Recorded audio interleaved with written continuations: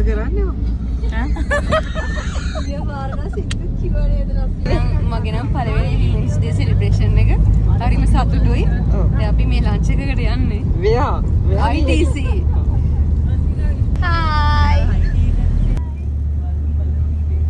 මදු. Hi. Hi. අද අපි යනවා ITC එකට. බලමු අපි එතනට ගිහිල්ලා විමෙන්ස් ඩේ සෙලිබ්‍රේෂන් එක ලෑස්ති කරලා තියෙනවා. අපි ඔක්කොම ගර්ල්ස් ගෑන් එක මෙතන ඉන්නවා. මුදිකා ප්‍රසාදිනී මදු ලන්දලි වීඩියෝ කරනවා. ඊට පස්සේ ඩබල් අප් කියනවා. අනුෂ්කා එතකොට ඉෂාරා. Hi.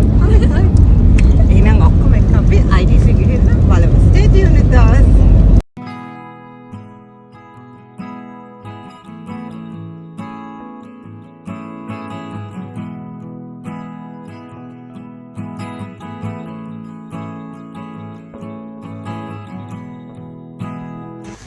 මාර්තු 8 වෙනිදා කියන්නේ ලෝක කාන්තා දින සැමරුම. ඉතින් අපේ ආයතනය හැම අවුරුද්දකම ඒක අමතක කරන්නේ නැහැ. කාන්තාවෝ පොඩි පිරිසක් වැඩ කරාට ආයතනය තුළ ඒගොල්ලෝ කාන්තා දිනය උත්සවාකාරයෙන් සමරනවා. කාන්තාවට දිය යුතු තැන නිසි ආකාරයෙන්ම දෙන මගේ ආයතනය ගැන මට ගොඩාක් ආඩම්බරයි. මේ වගේ කම්ෆර්ට් සෝන් එකක් අපිට හදලා දීලා තියෙන ආයතනයට මගේ හදපිරි ස්තුතිය මේ වෙලාවේ මම පුද කරනවා. ඒකට හේතුව අපි දවසේ වැඩි හරියක් ගත කරන්නේ ආයතනය තුළ.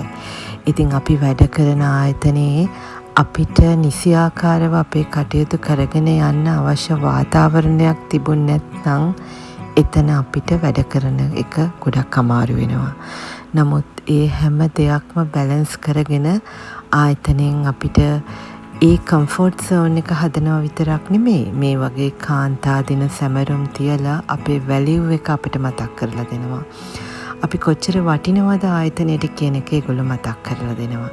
ඉතින් අපිත් එක්ක වැඩ කරන අපේ පිරිමි පාර්ශවයේ සියලු දෙනාටම මේ වෙලාවේ අපි ස්තුති කරනවා. ඒගොල්ලෝ හැම දෙනෙක්ම හින්දා තමයි අපිට ආයතනය තුළ මේ වගේ ලස්සනට වැඩ කරගෙන යන අවස්ථාව සැලසලා දුන්නේ. ඉතින් අද අපි කාන්තා දින සැමරුම යොදාගත්තේ ITC රත්නදීප හොටෙල් එකේ. ඉතින් ලන්ච් ටයිම් එකට අපි එතනට ගිහිල්ලා හොඳ වෙලාවක් ගත කරා. අපි හැමෝම එක එක ඩිපාර්ට්මන්ට්ස් වල ඉන්නේ. ඉතින් මේ හැමෝම එකතු වෙලා ඊටාම හොඳ වෙලාවක් ගත කරා.